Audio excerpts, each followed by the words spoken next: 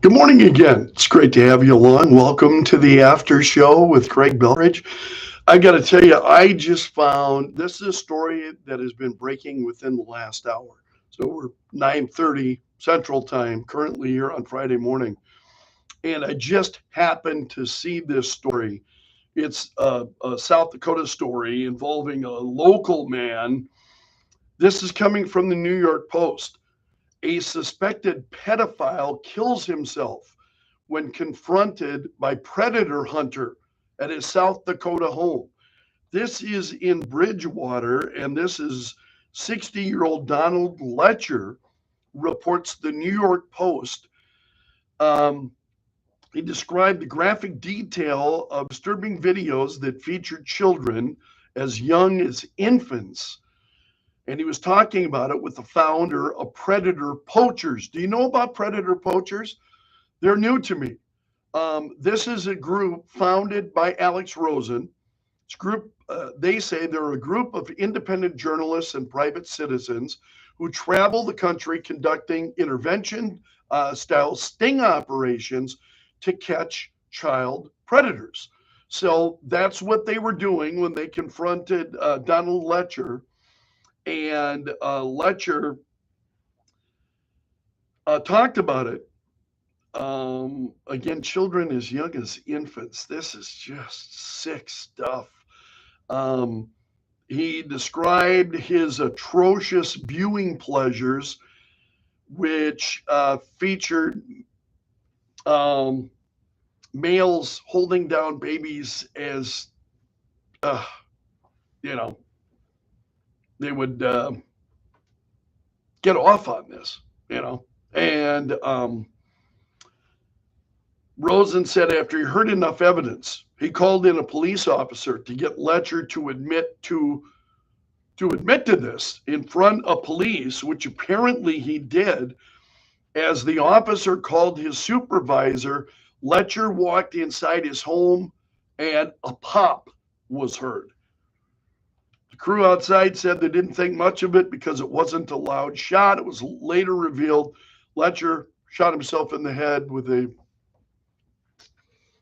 um, I don't even know if I can talk about this, frankly, on YouTube. I don't know. I got to come up with some euphemisms for some of this. It's pretty disturbing stuff. So they heard a pop, and it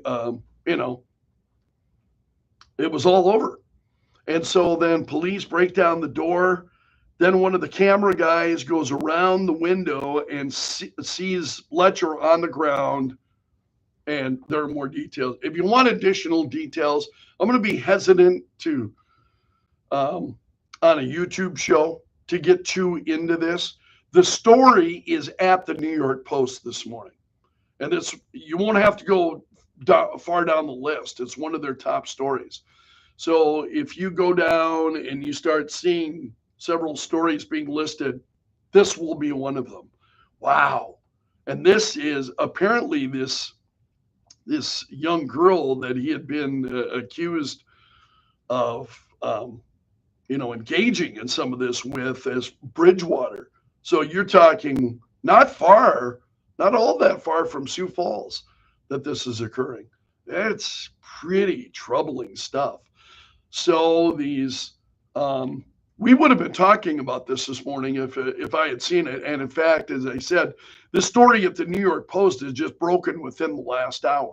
So then I looked if there were any local news stories. As far as I know, I'm the first person to tell you about it.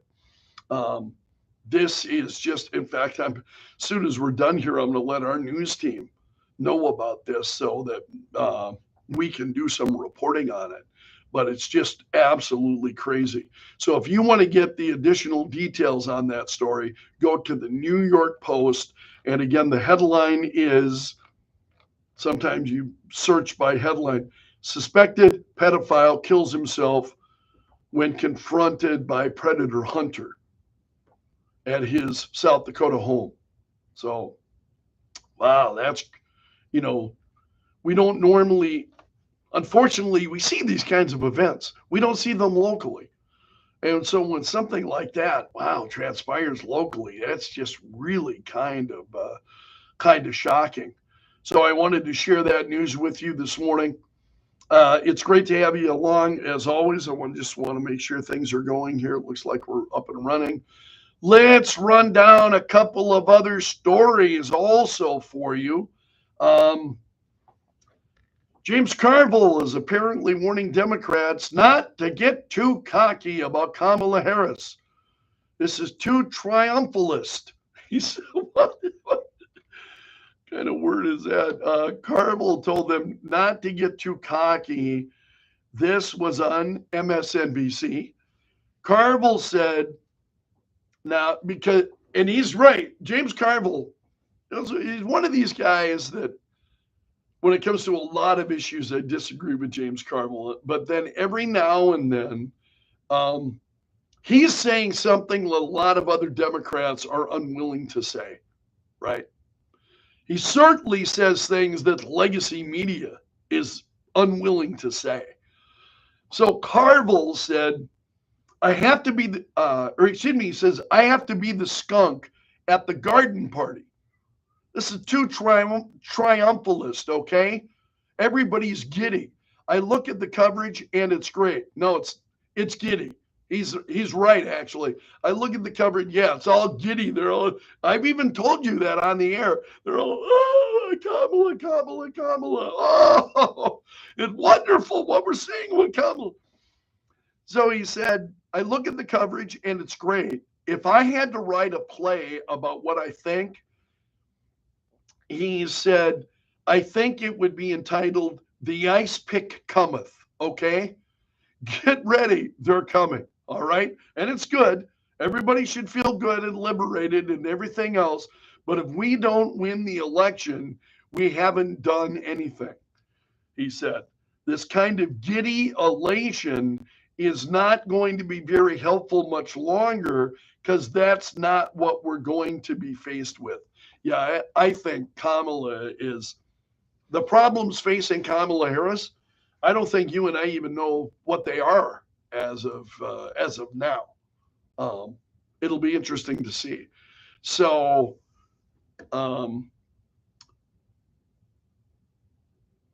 him talking about this giddy elation, yeah, I agree. Especially coming from the news media. We're supposed to be these dispassionate, right? We're dispassionate, we're disconnected, we're giving an objective telling of events. And it's like, man, it's like a frat party, you know? It's like something you would have watched on Animal House. They're just, So Carville has got it kind of half right, I think, at least from my perspective. But I was very struck by that. James Carville is one of those people. Again, I listen to what he says. I don't always agree with him, and I sometimes don't even necessarily appreciate it all that much, But every now and then, I think he's right about something. And so I hope the Democrats don't listen to him. I hope the Democrats dismiss it and just continue with the party and the jubilation and yeah. But I kind of agree with him. The ice pick cometh. Yeah, no question about it. Now, speaking of Kamala and the debates. There's some ongoing back and forth about Donald Trump and Kamala and the debates, and that Donald Trump had agreed to prospective dates or debates on prospective dates, and now Trump is a little bit soft. Now, again, that was in agreement with the Biden campaign, and now Trump is pushing for some other dates. And it appears that Kamala Harris doesn't want, and we'll see. But there's that story has been out there. It's one that I've seen over the course of the morning and the last couple of days. It's trending. And so, at this point, I guess I'll just take kind of a wait and see attitude. We'll see when the debates are. If it becomes really, if it becomes a big issue where they're quibbling about some major stuff or whatnot, then you and I will talk about it. But, at this point, I just, you know, um, Kamala Harris wants to hold to the debate date that Donald Trump had agreed to with the Joe Biden campaign. So again, that's the ABC debate. He would prefer to have it on Fox News Channel.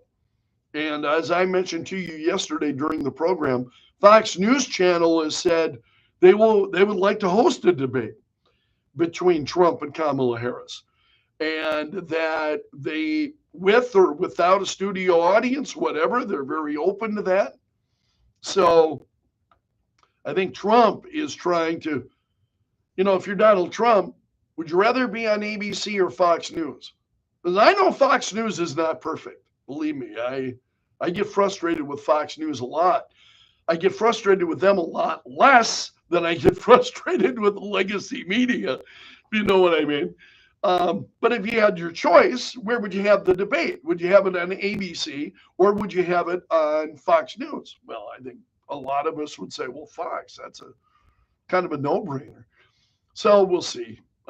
She's pushing for the debate on ABC, and there's been some contention about that, but that's a big story. David says, good morning from California. David, good morning to you, my friend. You're here every day. God bless you. Steve, the same thing. I can't do it without you guys. Steve said, I don't need a debate because it's been years since the debate followed any kind of real debate format, so on. I would kind of agree with you, Steve, except with this last debate between Biden and Trump. Trump followed the rules. I mean, Trump didn't interrupt. They said, we're going to cut the mics, remember? And man, Trump stood there. He was shaking it, nodding his head at times, shaking his head at times. But he kept his mouth shut, knowing his mic was closed. Might that have a difference? Now, there are those who only just watch the debates because they like the entertainment value of the debates. They want to see a rough and tumble, and they want to see, their candidate get their licks in on the other candidate. And, I must admit there is something satisfying about that. There can be, depending. I remember watching some of those Donald Trump and Hillary Clinton debates. Man, it's like, I'm not going to miss it. I mean, I'm not going to miss what, but again, when they had those rules and Trump abided by them, cutting the mics made a difference. Did it make for a more entertaining debate? I would say no. Did it make for a more meaningful debate for people who might actually be on the fence? I don't know. The question, I think, is always, who are these debates for? Are they for people who've already made up their minds? Or are they for people? Because if that's the case, then go with the entertainment value. You know what? I've already made up my mind, so yeah, I appreciate the entertainment value. I want to see my candidate kind of kick, get after it, right? So it depends. But if you're trying to appeal to people in the middle who've not made up their minds, and that's what the debates are supposed to be for, then what kind of a format I think makes a difference. Steve said the debates are for the sound bites for the media. Targeted questions to take answers and snippets out of context. Yeah, I think there's certainly some of that goes on. Absolutely. It's one of the reasons I even talked about this on the air this morning. I read you a statement that Donald Trump, I read you the statement right off True Social. Because I've got a True Social account. I'm not active there. but I do have a Truth Social account. And one of the reasons I have it is I want to follow Trump. I follow some others there too, but it's Donald Trump in particular. I want to see what Trump's saying, and I want to hear his words without the filter of the media, right? And that's one of the things that's great, I think, about Truth Social or X. Same thing with X. You've got people sharing their point of view, and especially if there are people who are running for office, right? They're running for elected office. They're sharing their thoughts outside of the, social media being able to manipulate and control it, which is different now, certainly on X than it was under Twitter. Twitter, it was, man, shit, saw that during COVID. No. We're not going to allow these posts. And you can't do shutting down accounts and all of that. Elon Musk says, enough. We got to get, So, the other side of that is when it comes to freedom of speech, you got some people who are also kind of out there. And some of them are out there. There's some stuff on X that I have been following that I would never share with you on the air. Because I'm like, yeah, that's not been verified by anybody else that I really respect, that I know, I know them and I know their work, and they're going to be careful. They don't want to destroy their reputation. So you got some pretty wild people out there. But again, entertainment value. Some of it is entertaining. Some of it is outright troubling, depending on what you find and what you hear.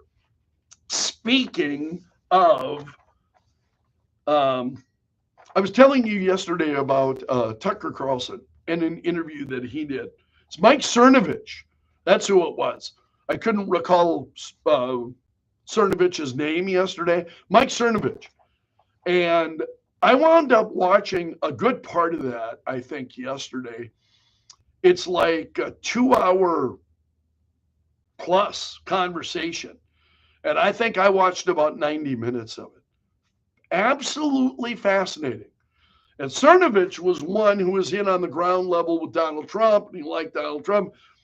And Cernovich touched on a lot of things. The politics, it was interesting. I always find it interesting to hear from others and to understand how they're thinking and their point of view. That doesn't mean I agree with them. All of it, maybe sometimes.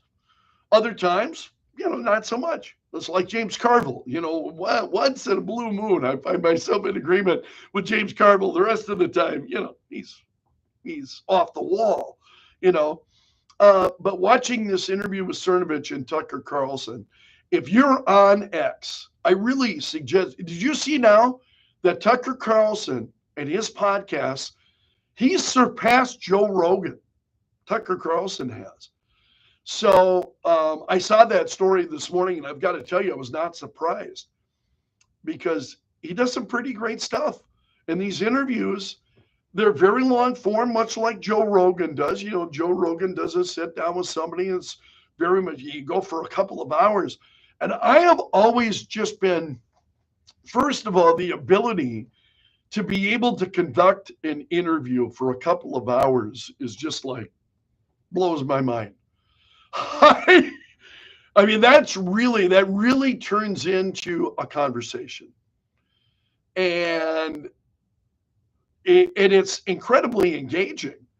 And so Tucker Carlson, the interview that he did with Mike Cernovich doesn't do a lot of interviews. He's really gotten away from social media, a lot of this stuff.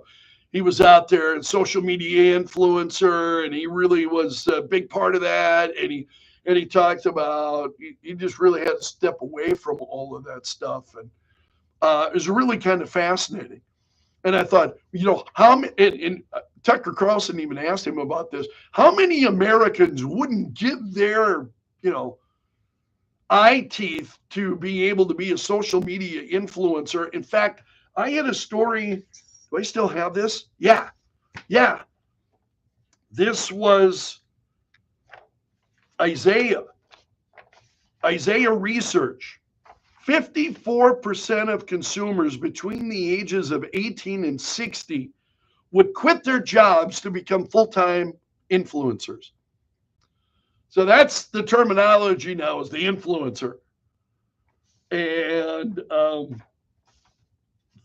I don't view myself that way as an influencer. I'm just a guy who loves telling folks what's going on and sharing my thoughts and hearing yours. That's what I do. My social media influencer. You look at my numbers right now, no. No. I'm glad you guys are here, but no, I'm not a social media influencer. But people, 54%, they quit their job if they could become a social media influencer. But that's work like anything else. I mean, and you watch these guys who do this. Yes, and one of the things I want you to keep in mind, behind this, what I'm doing with you each day, it's only me. I don't have producers. I don't have people gathering information for me, neither on the radio or here. I gather all that information myself. And I go through it, and it's why I lined up with I don't have my stack of stuff. Threw it in the trash already today. Moving on, always moving ahead. But I wind up with a stack of stuff like this. But I choose those, and I go sometimes. For instance, as we were talking this morning about Trump, and the as to whether or not flag burning, making that illegal. I had 3 different stories at least that I was working off of as we were talking about that this morning.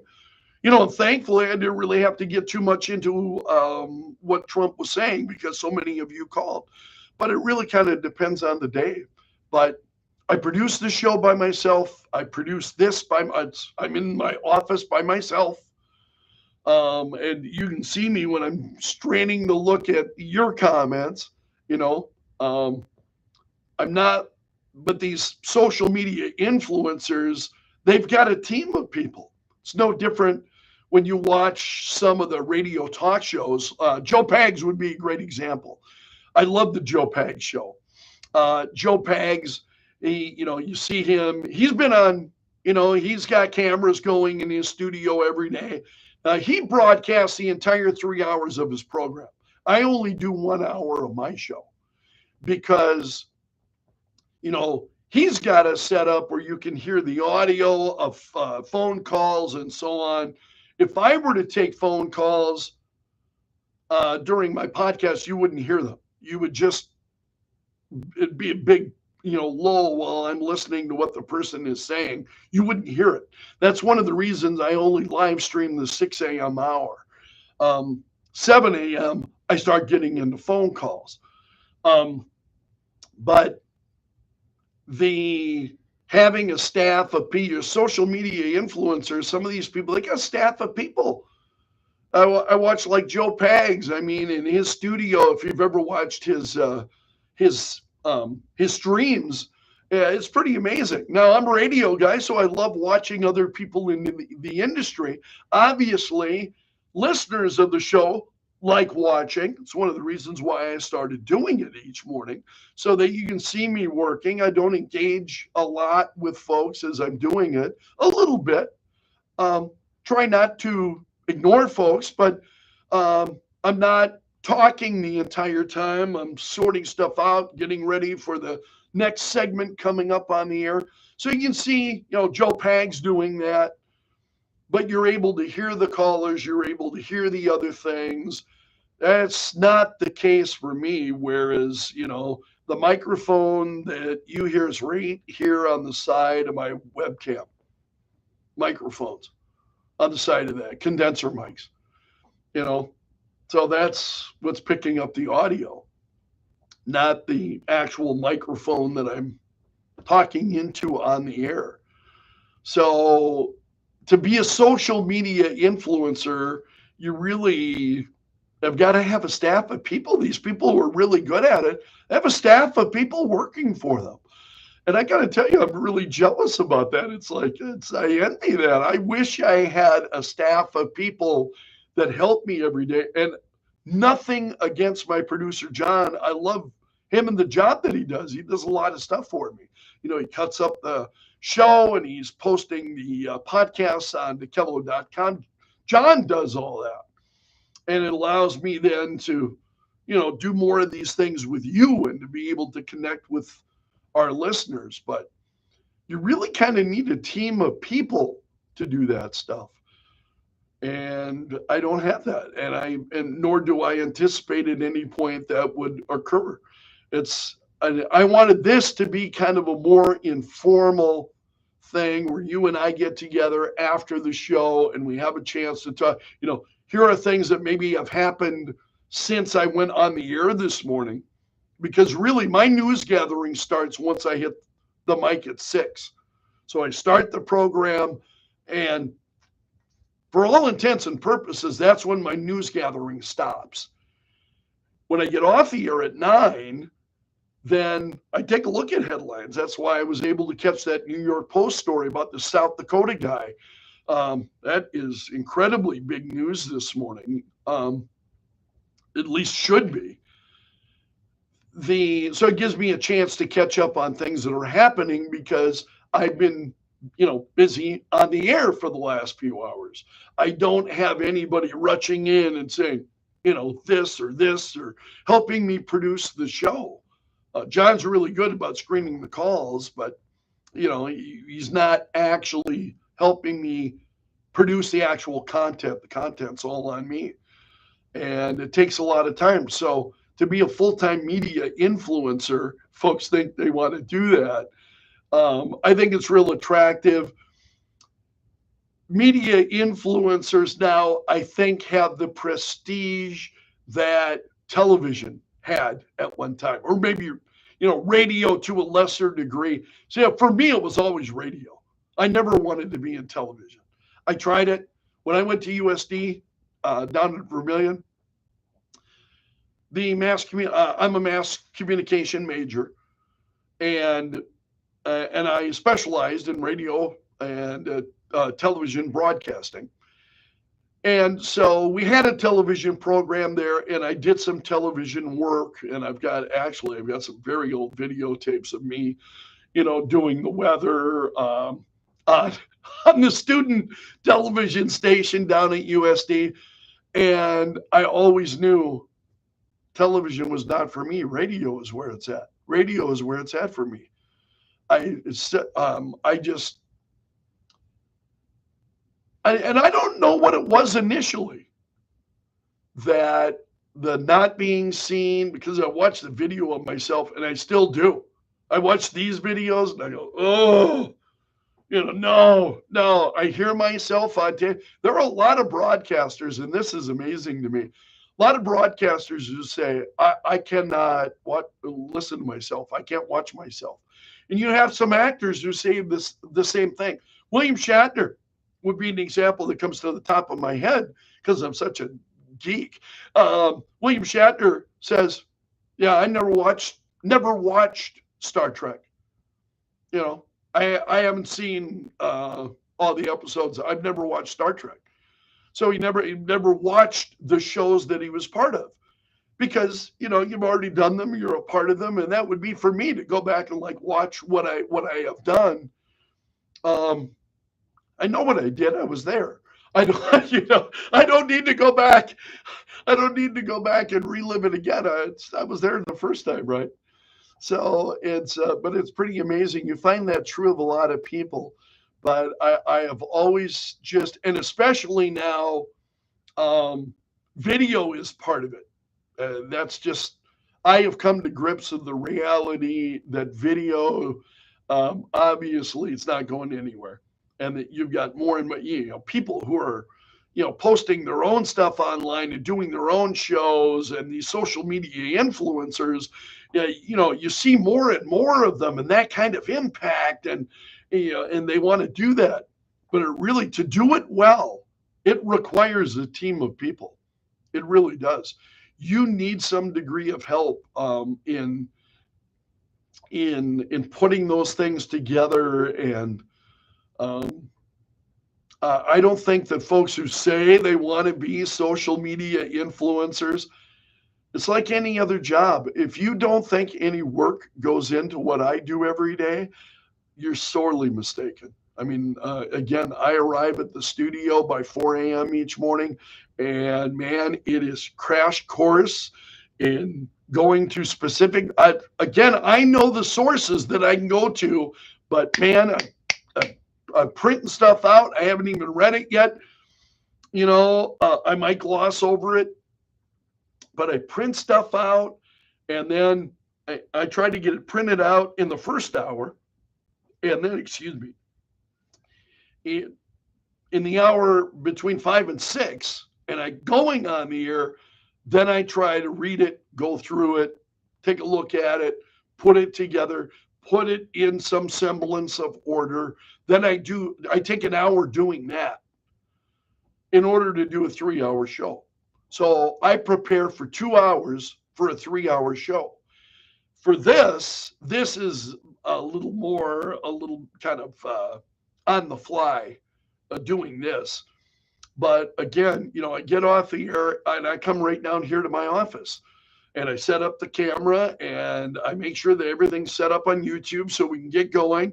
And then I start looking, okay, what are stories that I haven't seen yet? What's something new that you've not heard from me yet? And that South Dakota story was a great example of one that I think that's a huge story. But I found that literally 15 minutes. I found that at about 9:15. I went, wow. So then I'm starting to get sucked into the story. And then the next thing I know, it's time to do this.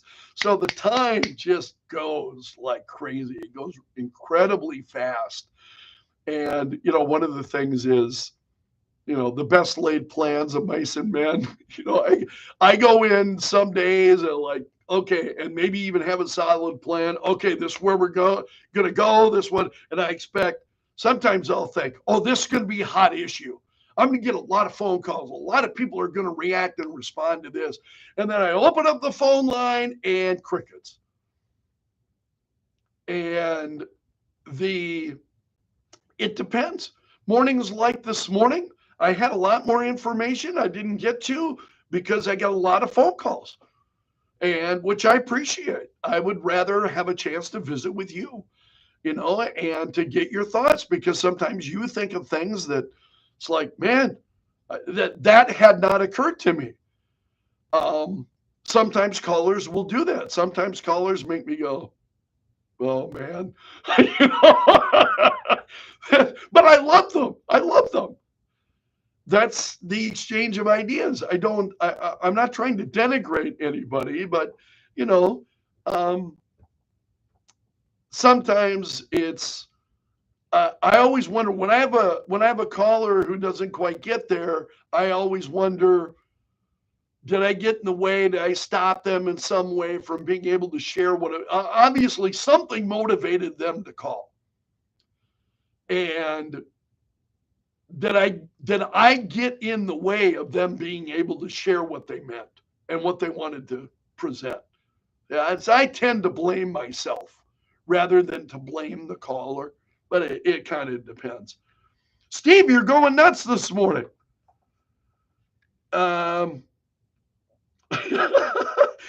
Anyone that considers themselves an influencer likely doesn't influence anyone. Yeah. See, and I want listeners of the Greg Belfrage Show to understand that's not my goal, to influence you.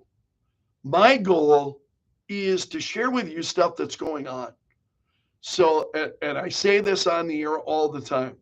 I want to bring up as many stories as I can, especially in that 6 a.m. hour. You will notice I talk on break it down, the big stories, and then after that, it's Belf's News Gallery. And those are all the news stories that are trending every morning at Free Spoke. And I touch on them very, very briefly. I don't go into a lot of big stories. I may go into more detail. But trending stories, man, it's short and sweet, and boom. Some mornings I work my way through all of them. Some mornings I have a small number of stories I didn't get to, but I want you to be able to go out and find. I want you to say, "Hey, I heard that on the Greg Belfrage show. I heard Greg talking about that." I want to be able to go out and find more information for myself. That's what I hope I do. That's what I try to do. Whether or not I'm successful at it, I will let you decide. So, Steve said, I used to stream video games with a camera on me. I couldn't stand to see myself on the preview, so I didn't watch it. Yeah, it's. I think it's tough to watch ourselves, isn't it? You know, it's kind of tough to watch yourself. Um, and I go back and I see myself, and I go, ah. My worst critic is me. Believe it or not, I really am my worst critic. Why did I do that? Or I should have said this. Or, sometimes after I get off the air, it's like, oh man, I have a brainstorm. Why didn't I do it this way? Why didn't I handle this person in that way? Why didn't I respond with this? So those great comebacks, those come to me an hour or two later. They don't come to me while I'm on the show because I'm in the midst of doing it. And when I am on the air, and you can see this on the 6 a.m. hour, I've got my camera up, and the camera tends to be in the studio. It's a little more over to the left. And I appear to be looking at the camera. I'm not. What I'm looking at is the station automation, which is right below the camera. I'm looking at the time. How much time do I have left?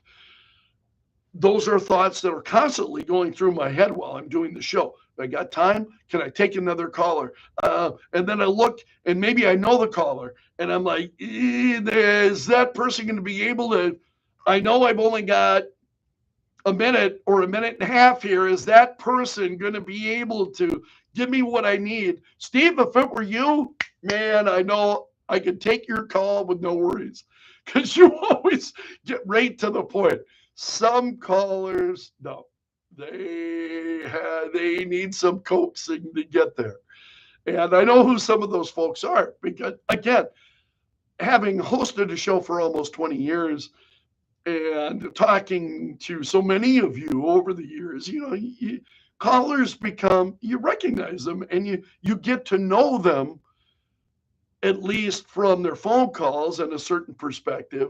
And there are some folks that I say, if I got a minute and a half left, yeah, I'm not gonna take their call. Not because I want to deny them time on the air. I just know I can't do justice to their phone call. So these are the things that are running through your head all of the time when you're doing a show at 6 a.m. hour. That's why I enjoy this so much, because now I'm more relaxed. I'm not fighting the clock. See, this morning now, we've gone over 30 minutes. I had no idea because I'm not looking at the clock. When I'm on the air, I'm constantly looking at the clock. But doing this, it's more relaxed, and it gives us an opportunity to get to know each other a little bit better. It's why I'm so grateful that that you're here. I want to give David a little bit of love here too. David agreed with Steve. He said, your job is to inform, not influence. Exactly. I want to inform you. I don't, again, what you do with that information, it's up to you. I want you to be able to make your own choices, just like I make mine. I don't want to influence you in it. So I don't like that terminology anyway about social media influencer. Some of you follow me on Facebook as well, which I appreciate. And I go back and forth because for a while, and you heard me say this, it's like, and I said this very specifically on Facebook, I want to be outside of the news. I spend so much of my day in the news. When I come to Facebook, I want to share stuff that I'm not going to talk about on the radio show. I have so many interests, and I know you do too. that I love to talk about. We're all passionate about a number of different things, and we love talking about our passion.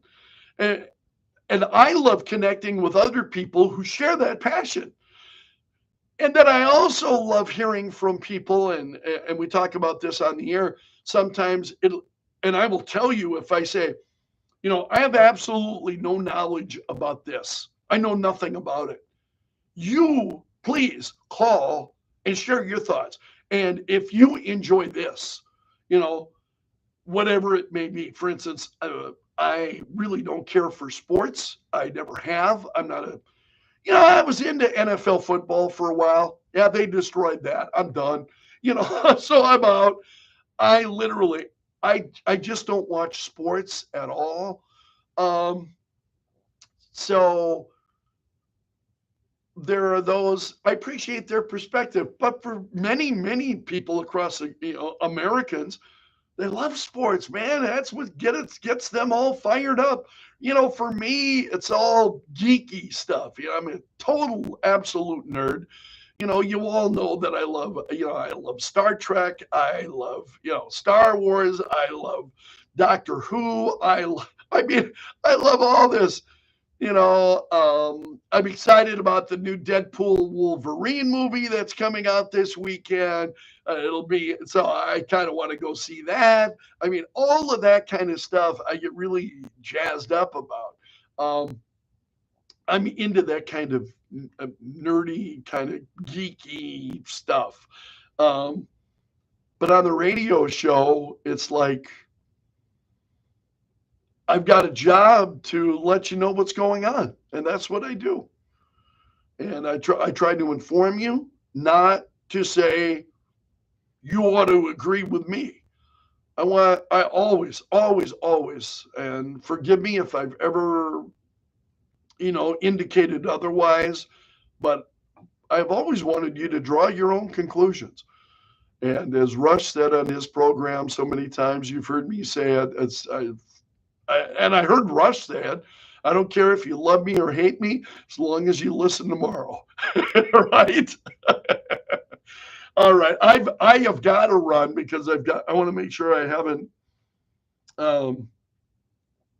Steve's talking, I think, about the radio show. I try to follow the rules.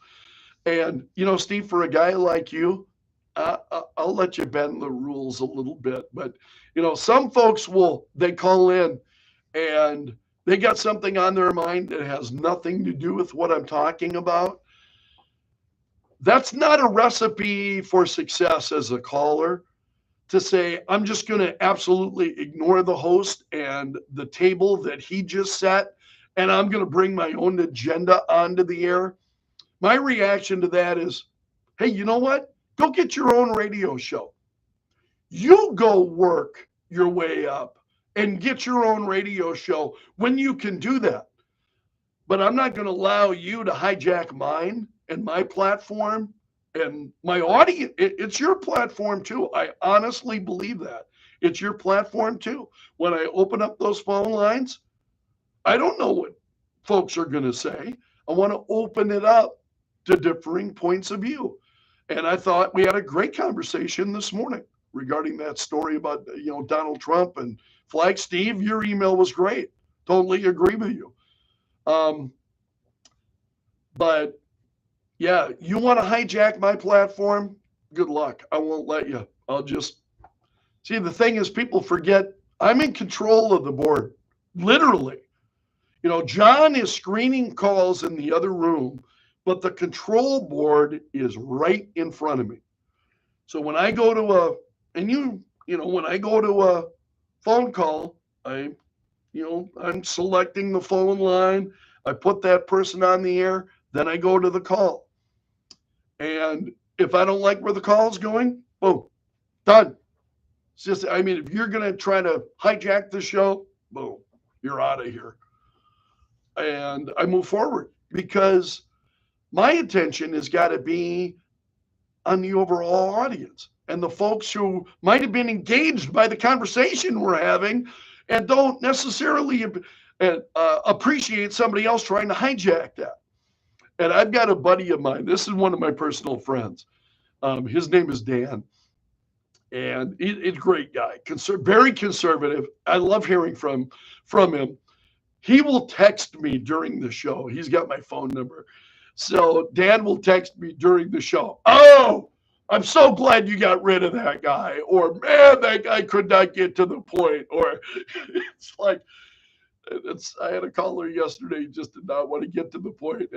I tried. I'm going to give a caller, as long as they're trying to get to a cogent point on the topic we're covering, I'll give them every opportunity to do it. But sometimes you just got to say, yeah, no, we're going down the rabbit hole here. And you got to, again, I've got to keep in mind the person who's calling, I'm trying to balance what they want to say with the needs of the audience who's looking for something meaningful, whether it's from me or from the caller. And I really don't want to waste your time. I have always felt that way. I just do not want to waste your time. That's why I go in with a stack of stuff that's 2 inches thick every morning, because I want to get the stuff that's important, at least touch on it. So again, you can go out if something interests you and get more information later. All right, I've really gone way over time. That's about 45 minutes. So David and Steve, I want to thank you guys for being here. Others who are watching later, and I post these to KELO.com each day, and I've got a growing number of people who are watching. In fact, I'm thinking about, I need to do a video explaining the Greg Belfrage show for people who are unfamiliar with the show. Put together another piece for them, so to get them, and make it really short, like 5 minutes at most. A really short, kind of a couple of minutes maybe, explaining the show and what I do and what we do, and a little bit of background, because there are always new people coming into the program. And I just really appreciate it. Now, my friends, David, some callers have nothing to say and take all day to say it. Some days, David, that could be me. Thank you so much, guys. I just really appreciate everybody who is here. I want to wish you a wonderful weekend. You take care. I hope to see you again on Monday. Please like the video. Like the video. Let your like-minded friends know about what we're doing, and have a great weekend. I'll see you again on Monday. So long until then, and may God bless.